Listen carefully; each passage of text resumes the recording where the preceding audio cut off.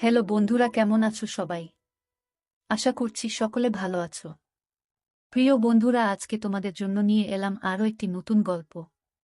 আশা করছি তোমাদের দাঁড়িয়ে যাবে, তাই ভিডিওটা শুরু থেকে শেষ পর্যন্ত দেখো।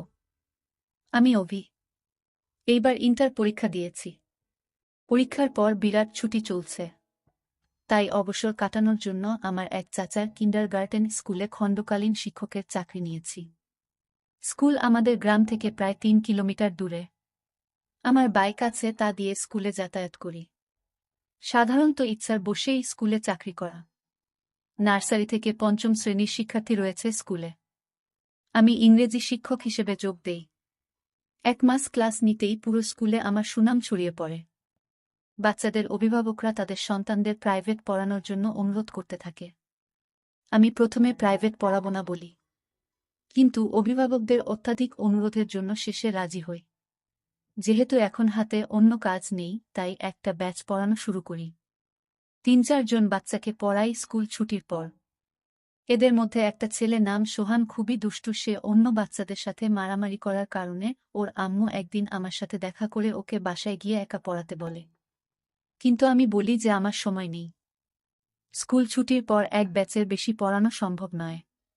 তখন সোহানের আম্মু বলে তাহলে সন্ধ্যায় ওদের বাসায় গিয়ে একা পড়াতে। কেননা সোহান খুবই দুষ্টু ও পড়াশোনায় খুব কাঁচা। তাই ওকে একা পড়ার জন্য ওর আম্মু খুব অনুনয় বিনয় করতে থাকে। শেষে আমি রাজি হলাম।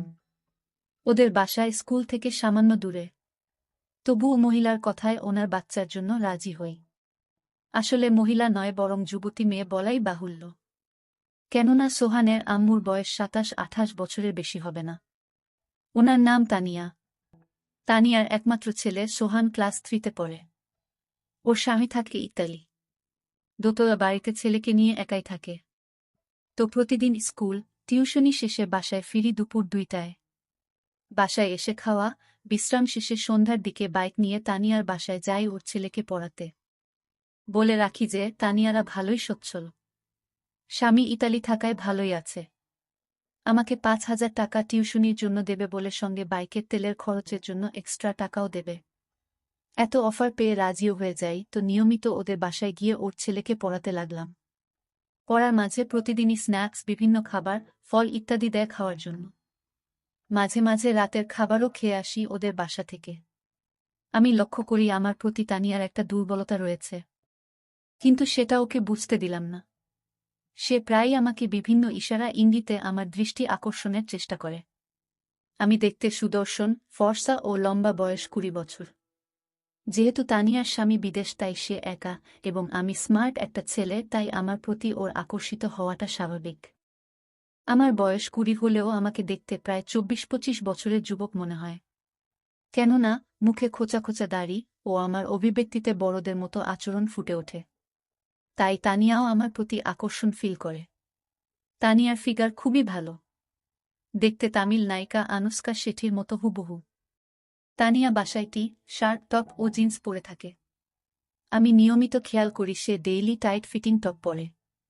আমি ইতস্তত ফিল করলেও সে আমার সামনেই ঘুরঘুর করে। কিছুক্ষণ পরপর এটা ওটা খাবার, ছেলের খাতা, কলম নিয়ে আসে, আর আমার দিকে লক্ষ্য রাখে যেন আমি ওর দিকে তাকাই।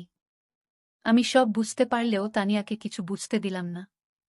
এভাবেই প্রায় 1 মাস চলে গেল। আমি স্কুলের চাকরি ছেড়ে দিলাম, কিন্তু তানিয়ার ছেলেকে পড়াতে থাকলাম। এই 1 মাসে তানিয়ার সাথেও আমার ভালো সখ্যতা গড়ে উঠেছে। বলা চলে অনেক ফ্রি হয়ে গেছি আমরা। তানিয়াকে আমি ভাবি বলে সম্বোধন করি। প্রতিদিনই ওর ছেলেকে হোমওয়ার্ক করতে দিয়ে ওর সাথেই কথাবার্তা বলি। 1 ঘন্টার প্রাইভেটে 2-2.5 ঘন্টা থাকি ওদের বাসায়। বিভিন্ন বিষয় নিয়ে তানিয়ার সাথে কথাবার্তা বলি। একদিন আমার গার্লফ্রেন্ড সম্পর্কে জিজ্ঞেস করে সে। আমি বলি আমার কোনো গার্লফ্রেন্ড নেই। তানিয়া তা শুনে অবাক হয়ে যায়। বলে এমন হ্যান্ডসাম ছেলের গার্লফ্রেন্ড নেই? আমি হাসি। তানিয়া বলে আমার বয়স যখন 15 তখন আমার বিয়ে হয়। কোনোদিন প্রেম করার সুযোগ পাইনি, হাহা। আমি বলি সমস্যা কি, আপনার স্বামীর সাথে প্রেম করবেন? আমার স্বামী 2-2.5 বছর পর পর দেশে আসে। প্রেম করার সুযোগ নাই? হাহা। স্বামী প্রবাস থাকলে এটা একটা সমস্যা। হ্যাঁ, যাক বাদ দাও দুঃখের কথা। তোমার কথা বলো। ভার্সিটিতে ভর্তি হয়েছ? জাহাঙ্গীরনগর বিশ্ববিদ্যালয়ে ভর্তি হলাম। ওয়াও, জাহাঙ্গীরনগর। সেখানের পরিবেশ খুব সুন্দর। হ্যাঁ, কিছুদিন পর ক্লাস শুরু হবে। ওহ আচ্ছা, সামনের শুক্রবারে কি তুমি ফ্রি আছো? হ্যাঁ, কেন? সোহান বলল কুরবানির ঈদের পর ঘুরতে যাবে কোথাও। গতকাল তো ঈদ গেল, এখন স্কুলও ছুটি, তাই সে বায়না ধরেছে নন্দন পার্ক যাবে। আমি তো চিনি না, তাই তোমাকে সঙ্গে নিয়ে যেতে চাই যদি তুমি ফ্রি থাকো। আর কি, নন্দন পার্ক তো আমাদের ভার্সিটি থেকে সামান্য দূরে। তাছাড়া আমি ফ্রি আছি। পরশু শুক্রবার কখন যাবেন বলেন? এই সকাল 10টার দিকে। দেখি, আমি একটা হাইলাক্স গাড়ি ভাড়া করব। তুমি সকালে চলে এসো, আমি ও সোহান রেডি থাকব। ওকে। শুক্রবার সকালে তানিয়াদের বাসায় যাই। গিয়ে দেখি সোহান বাড়ির সামনে গাড়িতে উঠে তার আম্মুকে ডাকছে আসার জন্য। আমি সোহানকে বলি, পিচ্ছি তোমার আম্মু কই? সে বলে রেডি হইতাছে। আমি বলি, তুমি গাড়িতে গান শোনো, আমি তোমার আম্মুকে নিয়ে আসি। আমি বাসায় ঢুকে দোতলায় তানিয়ার রুমে ঢুকে পড়ে একটা এম্বারাসিং মুহূর্তের মধ্যে পড়ে যাই। রুমে ঢুকেই দেখি তানিয়া শর্ট জিন্স পরে আয়নার সামনে দাঁড়িয়ে। এমন সময় আমি ঢুকে পড়ি আর সে আয়নায় আমায় দেখে ফেলে। ওভি, আই এম সরি ভাবি, আমি দরজায় নক করতে ভুলে গেছিলাম। কিছু মনে করবেন না। আমি বাইরে দাঁড়ালাম। আমি দ্রুত বাইরে চলে গেলাম। ভেতর থেকে তানিয়া ডাকল আমায়, অভিক ভেতরে এসো, একটু প্রয়োজন। তানিয়ার কথায় ভেতরে ঢুকে দেখি একই অবস্থা। সে আয়নার সামনে দাঁড়িয়ে হুক লাগাতে পারছে না। অভি, আমার হুক লাগাতে পারছি না, একটু কাজটা করে দেবে প্লিজ? আমি চোখ বন্ধ করে কাজটা করতে যাই। না, চোখ খোলা রেখো। No problem. কাজটা করে দিয়ে আমি চলে যেতে লাগলাম। তানিয়া পেছন থেকে হাত ধরে বসল। চেয়ার থেকে একটু টপটা দেবে অভি? আমি ওর পরা টপটা দেওয়ার জন্য ঘুরেছি, দেখি সে আমার দিকে ঘুরে দাঁড়িয়েছে। কেমন লাগছে আমায় অভি? আমি কিছু বললাম না, শুধু ঢোক গিললাম। আমি তানিয়াকে ওর টপ দিয়ে পড়তে বললাম। তানিয়া এইবার আমার হাতে টান দিয়ে আমাকে ওর উপর ফেলে দিল। দুজন বিছানায় পড়ে গেলাম।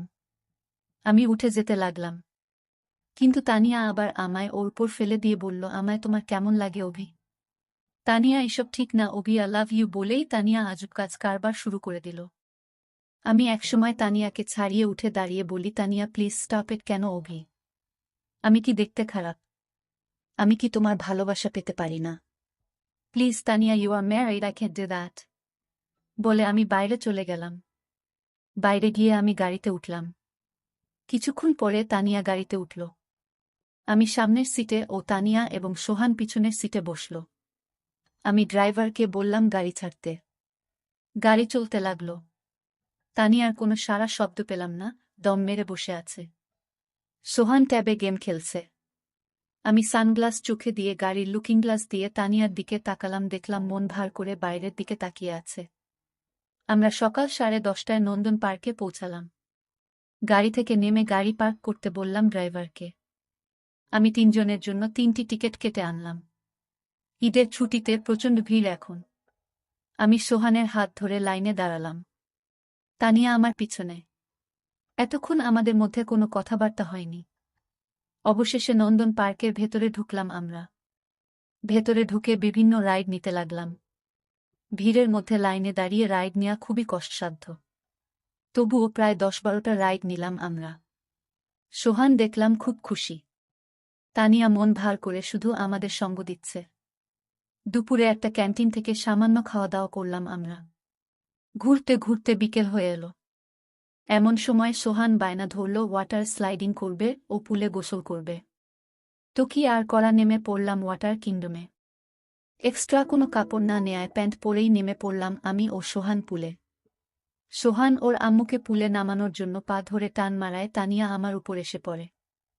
আমিও ওকে ক্যাচ করে ফেলি ও সর্দি বলি, কিন্তু সে কিছুই বলে না। আমি সোহানকে নিয়ে পুলে খেলা করতে থাকি। আমি সোহানকে নিয়ে স্লাইডিংয়ের জন্য টিউব নিয়ে উপরে যাই, এমন সময় দেখি নিচে কয়েকজন বখাটে ছেলে তানিয়াকে ঘিরে আছে, নিয়ে আজেবাজে কথা বলছে, যেমন একা নাকি, আমরা আছি, কি মালরে ইত্যাদি। এসব দেখে সোহানকে বলি, তুমি এখানে দাঁড়াও, আমি আসছি।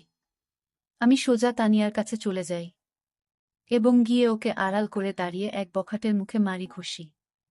এই দেখে বাকি ৪-৫ জন আমাকে ঘিরে ধরে এবং আমাকে এলোপাথারি মারতে থাকে।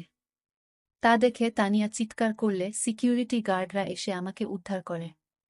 সিকিউরিটি গার্ড বলে যে কি হয়েছে। আমি বলি যে এই বখাটেরা আমার ওয়াইফকে হ্যারাসমেন্ট করছিল, তাই ওদের বাধা দেয় আমার উপর আক্রমণ করে। তানিয়াকে আমার ওয়াইফ বলায় সে চমকে ওঠে। অতঃপর সিকিউরিটি গার্ডরা বখাটেদের নিয়ে যায় আর আমিও সোহান ও তানিয়াকে নিয়ে বের হয়ে আসি। খুব ব্যথা লাগছে, ক্লিনিকে চলো যাই। আমি বললাম, আরে না, কিছু হয়নি আমার। এ সময় পার্ক কমিটির কিছু লোক আমাদের সামনে এসে বলে যে আপনারা চাইলে ওই বখাটেদের বিরুদ্ধে অভিযোগ করতে পারেন এবং আমরা ওদের নামে থানায় মামলা করব। আমি বললাম, থাক, এত ঝামেলার দরকার নেই বলে আমরা চলে এলাম। গাড়িতে উঠে রওয়ানা দিলাম বাড়ির উদ্দেশ্যে। সন্ধ্যা হয়ে এসেছে, আবার আকাশ কালো হয়ে বজ্রপাত হচ্ছে। মনে হলো ঝড় হবে। মাঝপথে বিশাল বৃষ্টি শুরু হলো। বাসায় পৌঁছলাম ততক্ষণে রাত ৮টা বাজে। গাড়ি থেকে নেমে সোহানকে কোলে নিয়ে ওদের বাড়িতে ঢুকলাম। পুলে গোসল করে ও এখনের বৃষ্টিতে সবাই পুরো ভিজা। সোহানকে নামাতেই দেখি গাড়িওয়ালা গাড়ি নিয়ে চলে গেল। আমি পিছন থেকে ডাকলাম, ওই থামো, আমি বাসায় যাব কিভাবে? তানিয়া তখন বলল, বাইরে খুব ঝড়ো, রাতও অনেক হয়েছে, আজ রাতে এখানে থেকে যাও, তাছাড়া এমন সময় এত দূরে যেতেও পারবে না। আমি বললাম, না, থাকা সম্ভব না বলে ফোন খুঁজতে লাগলাম। অর্ষিত প্যান্টের পকেটে যে ফোনটা ছিল খেয়ালই করেনি। পানিতে ভিজে নষ্ট হয়ে গেল। অগত্যা তানিয়াদের বাসায় আজ রাত থাকতে হবে। তানিয়া আমাকে দোতলায় একটা রুম দেখিয়ে বলল, এই রুমে থাকো তুমি, আগে বাথরুমে গিয়ে গোসল করে আসো। কাপড় তো পুরা ভিজা, পরব কি? তুমি বাথরুমে যাও, আমি ব্যবস্থা করছি। আমি গোসল সেরে বাইরে এসে দেখি একটা তোয়ালে আর তানিয়ার টি শার্ট রাখা বিছানায়। কি আর করার, টি শার্ট পরে তোয়ালে লুঙ্গির মতো পরলাম। খিদে পেয়েছে খুব। মারামারি করায় মাথায় সামান্য ব্যথা করছে। দেখলাম তানিয়া হাতে করে খাবার নিয়ে এসেছে। বলল, বাসায় রান্নাকরা কিছু ছিল না, তাই এই ডিম পোজি করলাম, কিছু মনে করো না। আমি বললাম, কোনো সমস্যা না। আপনি খেয়েছেন? তানিয়া খেয়েছি বলে বাইরে গেল। আমি খাওয়া শেষ করলাম। এমন সময় তানিয়া ফার্স্ট এইড বক্স নিয়ে এলো, আমাকে বলল, অভি দেখি সামান্য মলম লাগিয়ে দেই। বলে সে আমার ঘাড়ে ও হাতে মলম লাগিয়ে দিল। আমাকে বিছানায় শুয়ে পড়তে বলল। আমি বিছানায় শুয়ে পড়লাম। সোহানও ঘুমিয়ে পড়েছে। তানিয়া বলল, কিছু মনে না করলে তোমার মাথাত ম্যাসাজ করে দেই। আমি ঘাড় নাড়লাম। তানিয়া আমার ঘাড় ম্যাসাজ করতে লাগল। অভি সকালের ঘটনার জন্য আই এম সরি। আমি চুপ রইলাম। মনে কিছু নিও না অভি। আমি একাকী থাকতে থাকতে অসহ্যকর যন্ত্রণায় ভুগতেছিলাম, তাই তোমাকে দেখে নিজেকে কন্ট্রোল করতে পারিনি। সর্দি, ইটস ওকে। আমিও তোমাকে সবার সামনে আমার ওয়াইফ বলে ফেলেছি। I am sorry also. তুমি তো আমাকে বাঁচানোর জন্যই সব করেছ। I am really thankful to you. তানিয়ার কথা শেষ হওয়ার আগেই বিদ্যুৎ চলে গেল। পুরো ঘর অন্ধকার হয়ে গেল। আমি বিছানায় শুয়ে, তানিয়া আমার মাথার পাশে বসা। বাইরে প্রচণ্ড বৃষ্টি হচ্ছে। এমন সময় প্রকাণ্ড এক বজ্রপাত হল। তানিয়া সঙ্গে সঙ্গে আমাকে জাপটে ধরল। বজ্রপাত থামলে তানিয়া আমাকে ছেড়ে দিল। বলল, আমি মোমবাতি নিয়ে আসি। তানিয়া মোমবাতি আনতে গেল আর আমি তানিয়ার কথা চিন্তা করতে লাগলাম। যুবতী একটা মেয়ে, ২৪-২৫ বছর বয়স। বিয়ের পর থেকেই স্বামী বিদেশ, ২ বছর পর পর দেখা হয়। স্বাভাবিকভাবেই ভয়াবহ অসুখী জীবন পার করছে। তারও বাসনা আছে। আমি কি তাকে একটু সুখ দিতে পারি না? সে বিবাহিতা, তবুও তার ভালোবাসার অধিকার আছে। আমার প্রতি তার একটা দুর্বলতা আছে। সে তো আমায় বলেছে যে সে আমায় ভালোবাসে। আমি কি তাকে একটু ভালোবাসা দিতে পারব না? ভাবতে ভাবতে তানিয়া মোমবাতি নিয়ে টেবিলে রাখল। আমি বিছানা ছেড়ে দাঁড়ালাম। তানিয়া, তোমাকে একটা কথা বলতে চাই। কি বলো? I love you too. আমার একটা শুনে তানিয়া হতবিহ্বল হয়ে গেল। সত্যি? আমি তানিয়ার সামনে এগিয়ে এলাম। আমার ২ হাত দিয়ে ওর মুখে ধরে বললাম, হ্যাঁ সত্যি আমি তোমাকে ভালোবেসে ফেলেছি। I really started loving you.